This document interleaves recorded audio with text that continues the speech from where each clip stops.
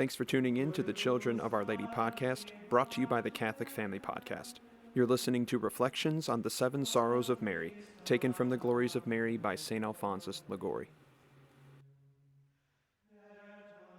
On the fifth dolor, of the death of Jesus. We have now to witness a new kind of martyrdom, a mother condemned to see an innocent son, and one whom she loves with the whole affection of her soul, cruelly tormented and put to death before her own eyes. There stood by the cross of Jesus his mother. St. John believed that in these words he had said enough of Mary's martyrdom. Consider her at the foot of the cross in the presence of her dying son, and then see if there be a sorrow like unto her sorrow. Let us remain for a while this day on Calvary, and consider the fifth sword which, in the death of Jesus, transfixed the heart of Mary. As soon as our agonized Redeemer had reached the mount of Calvary, the executioner stripped him of his clothes, and piercing his hands and feet, not with sharp but with blunt nails, as St. Bernard says, to torment him more, they fastened him on the cross. Having crucified him, they planted the cross and thus left him to die. The executioners left him, but not so Mary. She then drew near to the cross, to be present at his death. I did not leave him, thus the Blessed Virgin revealed to St. Bridget, but stood near to the cross. But what did it avail thee, O Lady, says St. Bonaventure, to go to Calvary and see the Son expire? Shame should have prevented thee, for his disgrace was thine, since thou wert his mother. At least horror of witnessing such a crime as the crucifixion of a God by his own creatures should have prevented thee from going there. But the same saint answers, Ah, thy heart did not then think of its own sorrows, but of the sufferings and death of thy dear Son, and therefore thou wouldest thyself be present, at least to compassionate him.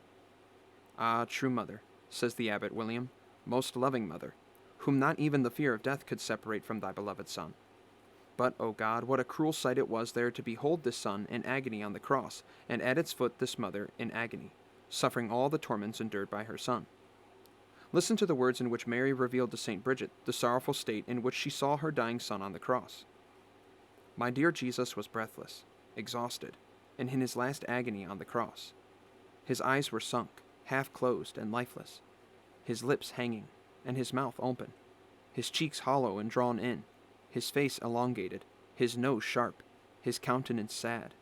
His head had fallen on his breast, his hair was black with blood, his stomach collapsed, his arms and legs stiff, and his whole body covered with wounds and blood. All these sufferings of Jesus were also those of Mary.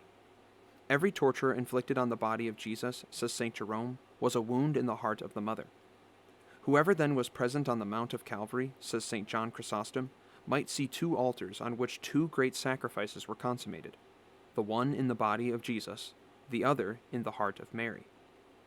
Nay, better still may we say with St. Bonaventure, there was but one altar, that of the cross of the Son, on which, together with this divine Lamb, the victim, the mother was also sacrificed. Therefore the saint asks this mother, O Lady, where art thou? Near the cross? Nay, rather thou art on the cross, crucified, sacrificing thyself with thy Son. St. Augustine assures us of the same thing. The cross and nails of the Son were also those of his mother. With Christ crucified, the mother was also crucified. Yes, for as St. Bernard says, love inflicted on the heart of Mary the tortures caused by the nails in the body of Jesus. So much so that, as St. Bernardine writes, at the same time that the Son sacrificed his body, the mother sacrificed her soul. Mothers ordinarily fly from the presence of their dying children, but when a mother is obliged to witness such a scene, she procures all possible relief for her child. She arranges his bed, that he may be more at ease. She administers refreshments to him, and thus the poor mother soothes her own grief. Ah, most afflicted of all mothers! O Mary, thou hast to witness the agony of thy dying Jesus, but thou canst administer him no relief. Mary heard her Son exclaim, I thirst, but she could not even give him a drop of water to refresh him in that great thirst. She could only say, as St. Vincent Ferrer remarks, My son, I have only the water of tears. She said that on that bed of torture, her Son, suspended by 3 nails, could find no repose. She would have clasped him in her arms to give him relief, or that at least he might there have expired, but she could not. In vain, says St. Bernard, did she extend her arms. They sank back empty on her breast. She beheld that poor Son, who in his sea of grief sought consolation as it was foretold by the prophet, but in vain. I have trodden the winepress alone. I looked about, and there was none to help. I sought, and there was none to give aid. But who amongst men would console him, since all were enemies? Even on the cross he was taunted and blasphemed on all sides. And they that passed by blasphemed him, wagging their heads. Some said in his face, If thou be the Son of God, come down from the cross. Others, He saved others, himself he cannot save. Again, if he be the King of Israel, let him now come down from the cross. Our Blessed Lady herself said to St. Bridget, I heard some say that my son was a thief, others that he was an impostor, others that no one deserved death more than he did, and every word was a new sort of grief to my heart. But that which the most increased the sorrows which Mary endured through compassion for her son was hearing him complain on the cross that even his eternal Father had abandoned him. My God, why hast thou forsaken me? Words which the Divine Mother told the same St. Bridget could never, during her whole life, depart from her mind. So that the afflicted mother saw her Jesus suffering on every side. She desired to comfort him, but could not. And that which grieved her the most was to see that she herself, by her presence and sorrow, increased the sufferings of her son. The grief, says St. Bernard, which filled Mary's heart as a torrent flowed into and embittered the heart of Jesus. So much so, says the same saint, that Jesus on the cross suffered more from compassion for his mother than from his own torments. He thus speaks in the name of our Blessed Lady. I stood with my eyes fixed on him, and his on me, and he grieved more for me than for himself. And then, speaking of Mary beside her dying son, he says, that she lived dying without being able to die. Near the cross of Christ his mother stood half dead. She spoke not, dying she lived, and living she died. Nor could she die, for death was her very life.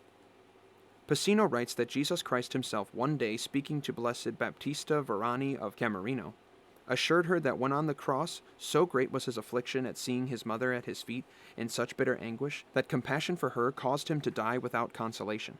So much so that the Blessed Baptista, being supernaturally enlightened as to the greatness of the suffering of Jesus, exclaimed, O Lord, tell me no more of this thy sorrow, for I can no longer bear it. All, says Simon of Cassia, who then saw this mother silent and not uttering a complaint in the midst of such great suffering, were filled with astonishment. But if Mary's lips were silent, her heart was not so, for she incessantly offered the life of her Son to the divine justice for our salvation. Therefore we know that by the merits of her dolors she cooperated in our birth to the life of grace, and hence we are the children of her sorrows. Christ, says Lanspergius, was pleased that she, the cooperatress in our redemption, and whom he had determined to give us for our mother, should be there present. For it was at the foot of the cross that she was to bring us, her children, forth.